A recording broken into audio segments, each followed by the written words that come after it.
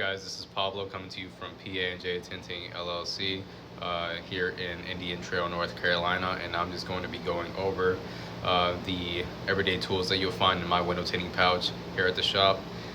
So let's get to it. So here we have our handled squeegee for your final pass.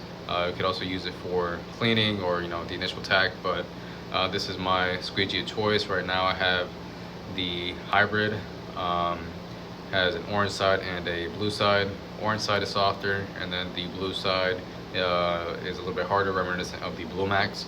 But this is my current setup as far as handled squeegees go. So moving on, we have our yellow turbos. We have our big one, and then our little one. I don't find myself using these as often, but they're always good to have on hand. So yeah, this is the Fusion Turbo. Moving on, we have a PPF squeegee. I usually use this as my initial tack squeegee. It glides very well, and you can squeegee the film without worrying about any creases or anything like that. And it gives you just enough tack for you to be able to position it, and gives you a little leeway. But this is my personal favorite as far as the initial tack squeegee goes. So there's this one, and then I have this squeegee as well. I usually use this for cleaning and sometimes for the initial tack, but I usually prefer going with the PPS squeegee.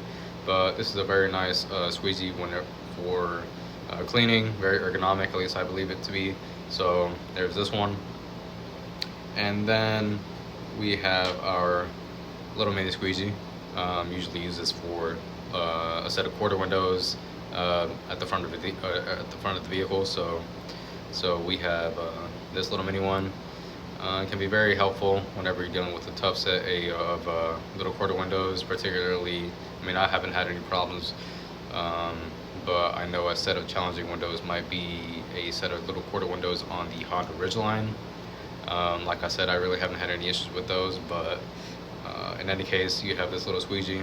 So there's this one, and then to round off our squeegees, we have this side swiper. We usually use this for front windshields and rear windshields. Yeah, so that's about it for this one. Usually just use it for front windshields and rear windshields. Might use it for a set of front two windows that have a little hump near the front end of the window, but apart from that, that's usually what I use it for. So moving on, we have a razor blade or razor blade holder. Got this one from Lowe's. Usually use razor blades because at least I believe that every glass needs to be scraped apart from the rear windshield with the defroster lines.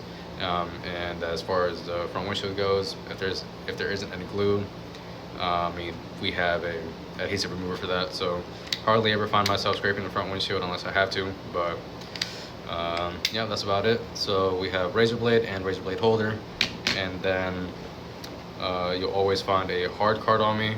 I like mine to have a buffer on it. I've used felt squeegees in the past. Those are a little too soft for me. I prefer something a little bit firmer, so that's why I have this one. But felt squeegee would do. Any other hard card would do as well.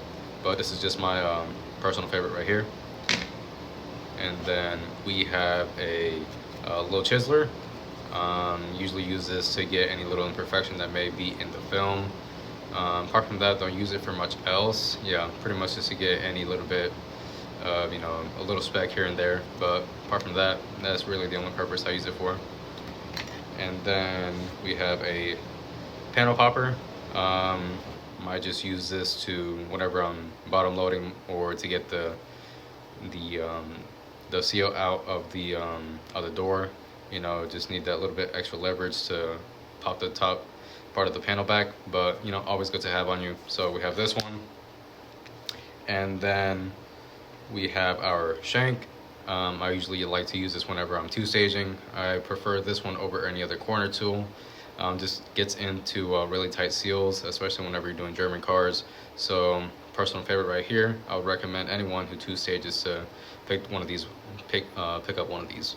So there's that. And then on the topic of corner tools, I have a contour and a tri-edge. So these are my personal favorites as well. I usually would also have a an easy reach, but I can't find mine, so this will have to do. But yeah, quick note, I would definitely recommend making or at least sanding these down and making it part of your routine to have these in, you know, good condition whenever you're doing a car, because over time you might end up scratching your film and have to redo the window, or if you didn't notice it, probably have to redo and you know, any other previous window that you've installed. So definitely sand these down whenever you can. Moving on, we have a stainless steel blade. You know, obviously we try to avoid cutting on the glass, but I like to implement these whenever I can for a thorough cleaning. My personal favorite would be the red dot, but I can't find mine, so I'm using this one for demonstration purposes. But stainless steel blade will always be on me.